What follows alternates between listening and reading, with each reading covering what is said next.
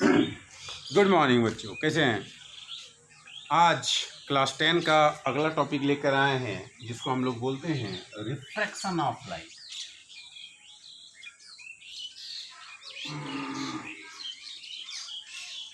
Refraction of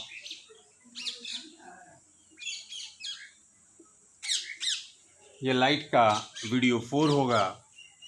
अगर आपने पहला, दूसरा, तीसरा पार्ट अगर नहीं देखा है तो आपको हो सके तो रिफ्रैक्शन समझने में परेशानी हो सकती है। इसके लिए आपको मेरा पहले लाइट 0.01, लाइट 02 और लाइट 03 देखना होगा। उसके लिए आपको करना क्या है, अपेक्स ट्यूटोरियल चार्ट को सब्सक्राइब करना है, बेल आइकन को क्लिक करना है और जुड़े रहिए मेरे साथ। चलिए चलते हैं एक सफ़र पे। रिफ्रैक्शन ऑफ लाइट, ये रिफ्रैक्शन क्या होता है? अभी तक हम लोगों ने पढ़ा रिफ्लेक्शन, अब आ गया रिफ्रैक्शन। रिफ्रैक्शन होता क्या है? The phenomenon of bending of light when it passes from one medium to other। मतलब लाइट जब एक मीडियम आप जानते हैं सॉलिड लिक्विड गैस, लाइट जब एक मीडियम से दूसरे मीडियम में जाता है तो वो बैंड हो जाता है, वह बैंड हो जाता है। इस फिनोमिना, इस बैंडिंग फिनोमिना को हम लोग बोलते हैं रिफ्रैक्शन ऑफ लाइट। चलिए देखते हैं। मान लेते हैं ये एक सरफेस है और ये वाटर है, यहाँ ये एयर है और ये वाटर है। ये एयर है, ये वाटर है। चलिए थोड़ा सा बड़ा बना देते हैं तो आपको समझ में आ जाए। चलिए, तो मान लेते हैं ये है,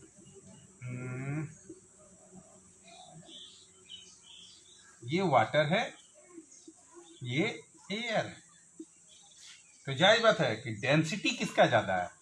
वाटर का डेंसिटी एयर से हमेशा ज़्यादा होता है। मतलब हम इसको बोल सकते हैं डेंसर मीडियम। जिसका डेंसिटी ज़्यादा हो उसको हम लोग बोलते हैं डेंसर मीडियम, और जिसका डेंसिटी कम हो उसको बोलते हैं रेयरर मीडियम। रेयरर मीडियम और डेंसर मीडियम। अगर लाइट को हम इस सरफेस पे आके हिट करते हैं तो अब लाइट कर क्या रहा है? ये एक्चुअली अगर हम लेके चलते हैं तो ये क्या है, एन डैश, जिसको हम लोग बोलते हैं नॉर्मल, रिफ्लेक्शन ऑफ लाइट वाला नॉर्मल वही है। अब जब लाइट यहाँ से यहाँ तक जाएगा तो ये नॉर्मल के तरफ मुड़ेगा, नॉर्मल के तरफ मुड़ेगा। एक्चुअल अगर पाथ होता तो किधर जाता? ये जाता। अगर एक्चुअल पाथ होता तो लाइट ये जाता, लेकिन ये करेगा क्या? नॉर्मल की तरफ बैंड करेगा। ये क्या करेगा? नॉर्मल की तरफ बैंड करेगा। और इसका ये एंगल जो होगा, जो वो प्लेन के साथ बना रहा है, इसको हम लोग बोलते हैं थीटा, इसको हम लोग बोलते हैं क्रिटिकल एंगल। क्रिटिकल एंगल मतलब हम लोग बोल सकते हैं कि अगर लाइट रेयरर से डेंसर की तरफ जाता है, अगर लाइट रेयरर से डेंसर की तरफ जाएगा तो ये नॉर्मल की तरफ, नॉर्मल बैंड करेगा नॉर्मल की तरफ, नॉर्मल, ये नॉर्मल की तरफ बैंड करेगा। चलिए अब इसका उल्टा ले लेते हैं। हम लोग क्या करते हैं, ये क्या है? डेंसर मीडियम है, ये रेयरर मीडियम है, ये नॉर्मल है। अब लाइट को क्या करते हैं, ये डेंसर मीडियम से रेयरर मीडियम में भेजते हैं। अब लाइट को हम लोग क्या कर रहे हैं, ये लाइट रे था ना, लाइट इस तरह से, ये लाइट, इस लाइट को अब हम लोग करने का कोशिश क्या कर रहे हैं, डेंसर मीडियम से रेयरर मीडियम की ओर करेंगे तो ये क्या करेगा? नॉर्मल से दूर भागेगा। ये नॉर्मल से दूर भागेगा, ये नॉर्मल से। चलिए इसको आप फिगर में बनाते हैं तो आपको समझ में आ जाएगा। चलिए आप ही का फिगर लेते हैं कि ये वाटर है। अब लाइट को क्या करते हैं, ये डेंसर, अब ऊपर डेंसर ले लीजिए और नीचे रेयरर ले लीजिए तो समझ में आपको आ जाएगा। अगर लाइट डेंसर मीडियम से रेयरर मीडियम की तरफ जाता है, अगर लाइट डेंसर मीडियम से रेयरर मीडियम की तरफ जाता है तो नॉर्मल से दूर भागेगा। एक्चुअली इसका पाथ किधर होता, ये होता, ये नॉर्मल से दूर भागेगा। और क्रिटिकल एंगल थीटा, थीटा मतलब क्रिटिकल एंगल, ये क्या होगा, छोटा होगा। यहाँ की अगर बात करें कि अगर ये डेंसर मीडियम से रेयरर मीडियम के तरफ जाएगा तो अवे करेगा, away from normal, away from normal. इसमें क्या हुआ था, ये टुवार्ड्स नॉर्मल, ये नॉर्मल के टुवार्ड जाता था, ये नॉर्मल से अवे जाता था। चलिए फिर से करते हैं। अगर लाइट डेंसर मीडियम से, अगर रेयरर मीडियम से डेंसर मीडियम में जा रहा है तो वो नॉर्मल की तरफ मुड़ेगा। अगर लाइट डेंसर मीडियम से रेयरर मीडियम की तरफ जा रहा है तो ये नॉर्मल से अवे, दूर भागने की कोशिश करेगा। अगर हम बात करते हैं कि ये तो हो रहा है डेंसर से रेयरर में जाएगा तो अवे फ्रॉम द नॉर्मल, और इस केस में क्रिटिकल एंगल क्या होगा, इस केस में क्रिटिकल एंगल लार्जर होगा, इस केस में क्रिटिकल एंगल स्मॉलर होगा। मतलब अगर लाइट रेयरर से डेंसर जा रहा है तो क्रिटिकल एंगल बड़ा होगा, डेंसर से रेयरर जा रहा है तो क्रिटिकल एंगल छोटा होगा। अब हम लोग चलिए इसको उतार लीजिए, उतार लिए, चलिए आगे बढ़ते हैं। अब बात होता है कि ये जो रिफ्रैक्शन होता है ये किस लिए होता है, क्या कारण है कि रिफ्रैक्शन फिनोमिना अकर होता है। तो हम लोग सबसे पहले हम लोग को जानना होगा कि जब लाइट रेयरर मीडियम से डेंसर मीडियम में जाता है, जब लाइट रेयरर मीडियम से डेंसर मीडियम में जाता, ओहो कहीं नहीं जाना है, कोरोना है क्या, लाइट तो चला ही जाएगा जी, हम लोग ना कोरोना में घर में बैठे हुए हैं और आप लोग को घर से पढ़ा रहे हैं, लाइट तो कहीं भी चला जाएगा। चलिए तो हम लोग बात करेंगे कि जब लाइट रेयरर मीडियम से डेंसर मीडियम, चलिए अब हम लोग बात करते हैं कॉज ऑफ रिफ्रैक्शन। ये रिफ्रैक्शन तो पढ़ लिया कि रेयरर से denser towards the normal, denser से rarer away from the normal. अब हम लोग पढ़ेंगे cause of refraction, cause of refraction. चलिए देखते हैं what is the cause of refraction. अगर लाइट रेयरर से डेंसर में जाए या डेंसर से रेयरर में आए, रेयरर टू डेंसर और रेयरर, क्या क्या चेंज होता है, वेलोसिटी क्या चेंज होता है, यस ये चेंज होता है। वेवलेंथ, क्या वेवलेंथ में कोई चेंज आता है, यस। क्या चेंज नहीं होता है, फ्रीक्वेंसी, फ्रीक्वेंसी नो चेंज। जब लाइट एक मीडियम से दूसरे मीडियम में जाते हैं तो उसका सिर्फ फ्रीक्वेंसी चेंज नहीं होता है, बाकी सब चीज चेंज हो जाता है। तो हम लोग बोल सकते हैं what is the cause of refraction, cause of reflection हम लोग बोल सकते हैं change in velocity of light, change in velocity of light when it passes from one medium to other। जब लाइट एक मीडियम से दूसरे मीडियम में जाता है तो उसके वेलोसिटी में चेंज होता है, यही कॉज है रिफ्रैक्शन का। हम लोग आगे पढ़ेंगे laws of refraction, laws of refraction. जैसे हम लोगों ने पढ़ा था लॉ ऑफ रिफ्लेक्शन, यहाँ पढ़ेंगे लॉज ऑफ रिफ्रैक्शन। पहला लॉ बोलता है incident ray, reflected ray and normal क्या होगा, सेम प्लेन में होगा और सेम पॉइंट पे होगा। ये तीनों angle same plane same point. चलिए देखते हैं, ये इंसिडेंट रे, ये रिफ्लेक्टेड रे, क्या एक पॉइंट पे है, हाँ एक पॉइंट पे है सर। एक प्लेन में कैसे है, अब आप लोग सोचिएगा सर प्लेन तो ये है, ये तो एक प्लेन में नहीं है। नहीं, देखिए ध्यान से देखिए, हम लोग जब रिफ्लेक्शन ऑफ लाइट लेते थे उसको ये लेते थे, ये इंसिडेंट रे, ये रिफ्लेक्टेड रे और ये एक प्लेन, ये रिफ्लेक्शन में हम लोग लेते थे। लेकिन अब इस प्लेन को, ये प्लेन को ना लेके ये ले लिया जाए, ये इंसिडेंट रे, ये इंसिडेंट रे, ये रिफ्रैक्टेड रे, तो ये एक प्लेन तो है। हम लोग रिफ्लेक्शन में लेते थे हॉरिजॉन्टल प्लेन, लेकिन अब हम लोग रिफ्रैक्शन में लेंगे वर्टिकल प्लेन। आखिर प्लेन ये हो या ये हो, प्लेन तो प्लेन होता है, तो ये तीनों एक प्लेन में होते हैं। सेकेंड होता है sine of angle of incidence to the sine of angle of refraction is constant, और इसको हम लोग डिनोट कर सकते हैं म्यू से, एन से और म्यू से।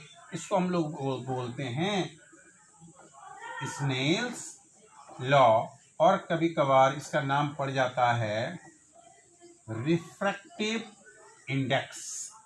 ये स्नेल्स लॉ क्या बोलता है? Sine of angle of incidence to the sine of angle of refraction is always constant, यही होता है स्नेल्स लॉ। और इसको रिफ्रैक्टिव इंडेक्स भी होता है। रिफ्रैक्टिव इंडेक्स का मतलब समझने की कोशिश कीजिए।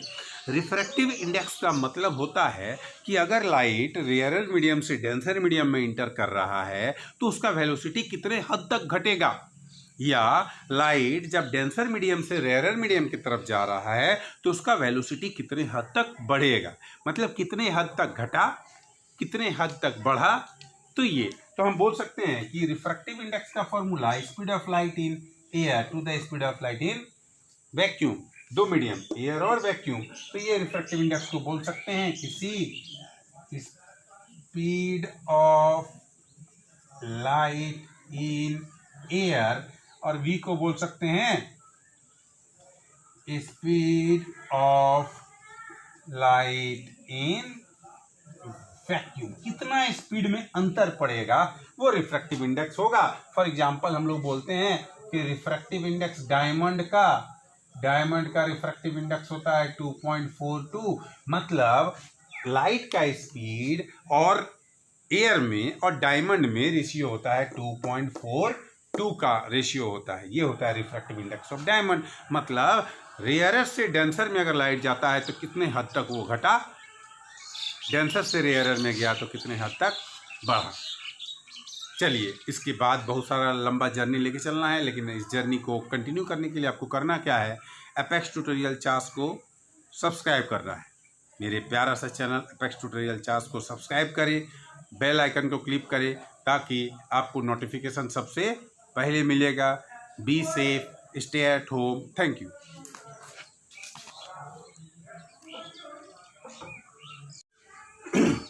चलिए, इसके बाद हम लोग को नेक्स्ट टॉपिक जो हम लोग को रिफ्रैक्शन ऑफ लाइट पढ़ना है। रिफ्रैक्शन ऑफ लाइट में दो फिनोमिना होता है। फर्स्ट होता है refraction of light through a rectangular slab, और सेकंड होता है डिस्पर्शन ऑफ लाइट।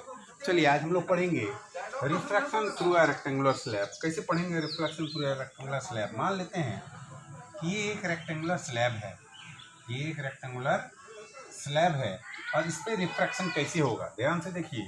मान लेते हैं कि ये नॉर्मल है और इस नॉर्मल पे हमने इंसिडेंट रे छोड़ा, इस नॉर्मल पे हमने इंसिडेंट रे छोड़ा, इंसिडेंट रे, इस नॉर्मल पे क्या है, इंसिडेंट रे। ये क्या है एक्चुअली बताइए, ये क्या है? एयर है, ग्लास है, और इसके बाद फिर लाइट जब पार करेगा तो एयर है। मतलब ये एयर रेयरर मीडियम है, ये डेंसर मीडियम है, और ये भी रेयरर मीडियम ही है। चलिए, जब लाइट पास करेगा रेयरर मीडियम से डेंसर मीडियम में तो हमको पता है कि ये नॉर्मल की तरफ बेंड करेगा। एक्चुअल पाथ अगर इसका होता तो ये होता, लेकिन ये क्या करेगा, क्योंकि रेयरर से डेंसर में जा रहा है तो उसमें रिफ्रैक्शन होगा और ये नॉर्मल की तरफ बेंड कर जाएगा। चलिए, ठीक है। अब मान लेते हैं कि जब ये तो फर्स्ट पॉइंट में पहले सरफेस पे, ये क्या है, पहले सरफेस पे रेयरर से डेंसर गया तो नॉर्मल की तरफ बेंड कर गया। अब ये इस सरफेस पे आ गया, अब इस सरफेस पे ये डेंसर से रेयरर जा रहा है। फिर से देखिए, ये डेंसर से रेयरर जा रहा है, ये डेंसर है, ये रेयरर है, तो डेंसर से रेयरर में जा रहा है तो ये away from the normal, rarer to denser, ये rarer to denser towards the normal, denser to rarer, away from the normal. इसको मान लेते हैं एंडेस, एंड तो ये रे इमर्जेंट आउट हो गया, ये रे इमर्जेंट रे हो गया। ये जो रे निकला इसको हम लोग बोलते हैं इमर्जेंट रे। लेकिन अगर हम लोग बात करते हैं ये एक्चुअल पाथ अगर रे का आता तो क्या आता, ये आता, ये दोनों पैरेलल, ये दोनों पैरेलल, ये होता है एक्चुअल पाथ ऑफ रे, एक्चुअल पाथ ऑफ रे। और इन दोनों के बीच में हम लोग जब देखते हैं तो इसको हम लोग देखते हैं, इसको हम लोग बोलते हैं डी।